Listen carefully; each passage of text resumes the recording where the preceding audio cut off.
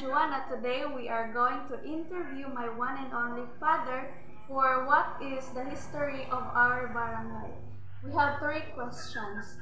So first, asa na history sa ano sa tong city? Ang suaon sa una, perting mingawa. Ang tao diri maayo lang og naay mga 5 ka bubong nga balay. Ang history sa suaon sa una,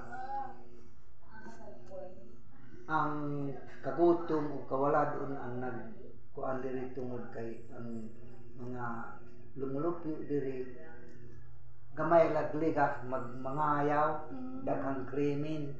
Okay. So ang ikaduha kay nganong suaon ang gipangalan ni sa atong city or sa atong barangay?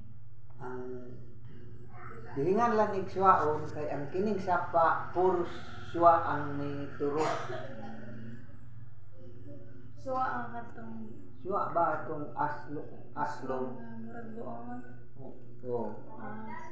So ang ikatulo o ang panglas nga pangutana kay unsa ang kalahian sa kanang panginabuhian pag kuan dinhi sa una o karon sa ang Ang kahiyan.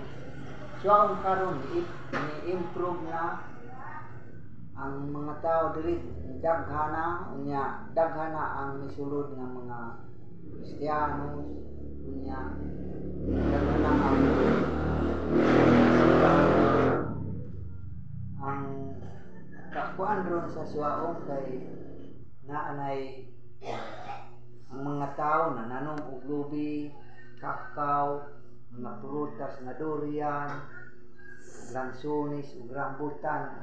Ang dugang kaini nga ma-improve ang suwaon na ay elementary school, unya na ay high school gikan sa grade 7 hangtod sa grade 12. Unya ang kakuan sa kuan ron kay bibo na ang suwaon, hanay karsada, okay na tayo. Una nga